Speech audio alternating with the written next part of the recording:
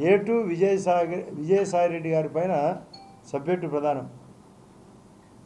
అందులో ఈ జిల్లా A1 జగన్ రెడ్డి ఇద్దరి మధ్య సఖ్యత ఎందుకు లోపం వచ్చింది, సబ్జెక్ట్ ఏంటి, తప్పించుకోలేనంత తప్పులు చేశాడు విజయసాయి రెడ్డి. A2నే తప్పించుకోలేనంత అయితే ఇంకా A1 × 10 times, 100 times, many more times. ఏదో బతిమిలాడినట్టు లండన్కు ఫోన్ చేసినట్టు చేసిన ఈయన ఒప్పుకోనట్లు నిన్న విజయసాయి రెడ్డి స్వయంగా చెప్పిన మాట.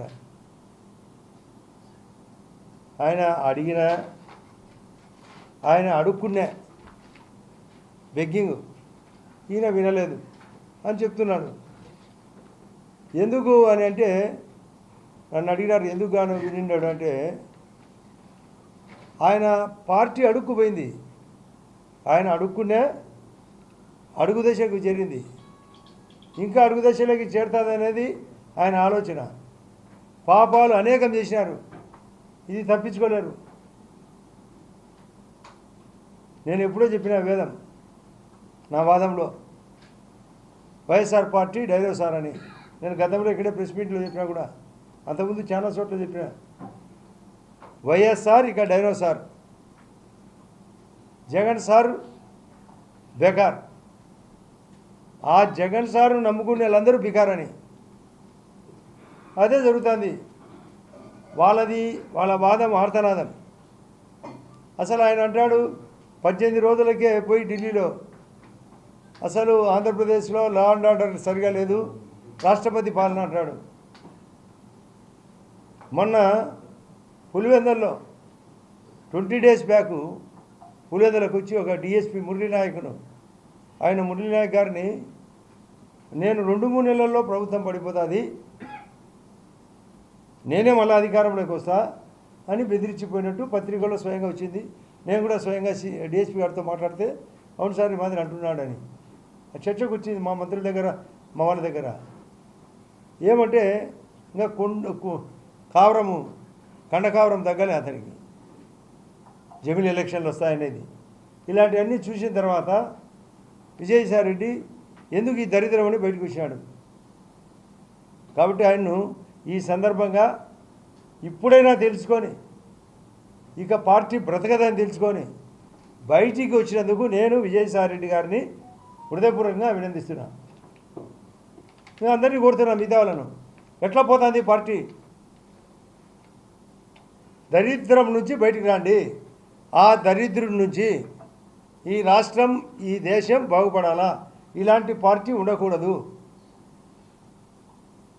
మన ఆంధ్ర పరువు తీసేసినాడు, ఇష్టం వచ్చినట్టు అప్పులు చేసినాడు, ఇష్టం వచ్చినట్టు తప్పులు చేసినాడు. విజయసాయి రెడ్డి నిన్ననే అంటాడు, ఒక విలేకరి ఆయన స్వయంగా అడిగినప్పుడు వివేకానంద రెడ్డి కేసు విషయంగా మార్చి 15, 2019 నాడు నీవు స్వయంగా ఆ రోజు గుండెపోటు అని ఎందుకు చెప్పినావు?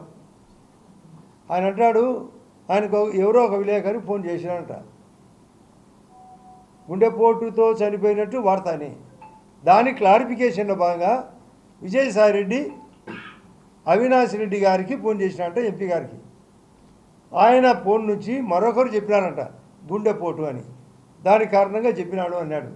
కానీ అవినాష్ రెడ్డి గారు అంటారు, నేను ఎక్కడో ప్రయాణం జమ్మనోడు పోయిపోతున్నా, నాకు మధ్యలో తెలిసి వచ్చింది అని.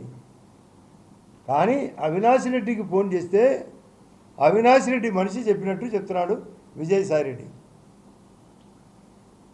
అంటే అబద్ధం ఆడను అంటూ, ఆయన అబద్ధం ఆడే వ్యక్తి కాదు అవినాష్ రెడ్డి గారు. పాపం ఆ రోజు కడప ఎస్పీ గారికి, ఆ రోజు ఉండబడిన ఎస్పీ గారికి కూడా స్వయంగా అవినాష్ రెడ్డే ఫోన్ చేసి గుండెపోటు అని చెప్పడం, సాక్షి పేపర్లోనే గుండెపోటు అని రావడం, సాక్షి టీవీలో, పేపర్ కాదు టీవీలలో స్కోలింగ్ నేను స్వయంగా చూశా, కాలం చూపించాను కూడా అన్ని టీవీలతో పాటు.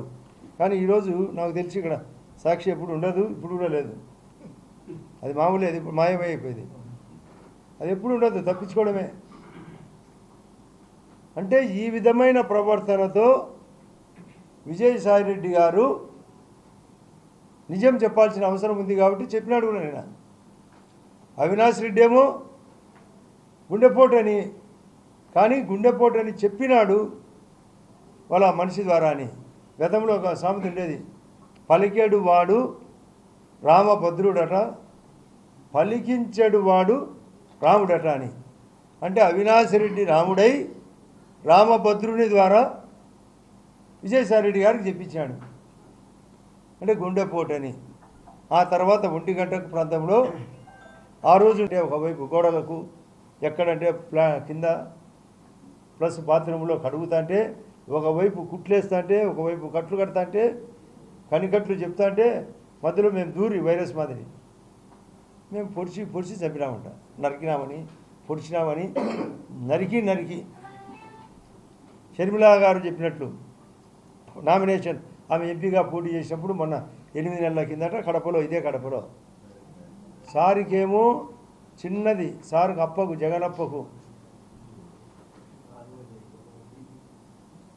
జగనప్పకు రెప్పకు దెబ్బ తగిలితే అది హత్య, పొడిచినట్టు హత్యా ప్రయత్నం.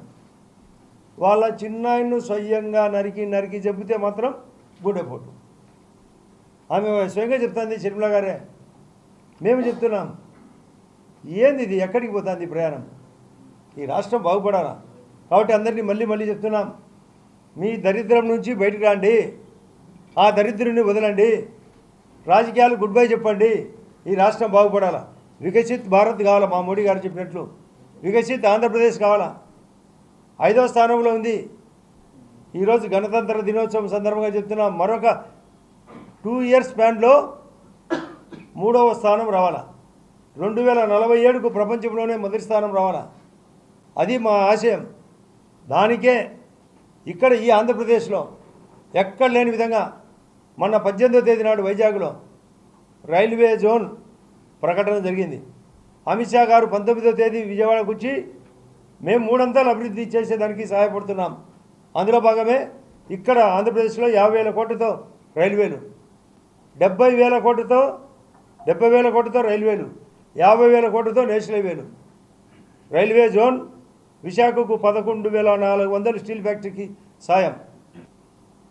కాబట్టి ఇటువంటి క్యారెక్టర్ విజయసాయిరెడ్డి గారితో పాటు ఇతనే అన్ని దానిలో దూరి గజ దొంగలుగా ఇద్దరు చేసిన పనులకే ఆయనకే ఈ పరిస్థితి బాగాలేదని తెలిసిన తర్వాత నాకు తెలిసి అందరూ అవాక్కైపోయినారని చెప్తారు, ఇంకా భయపడతారు, వణుకుతున్నారని.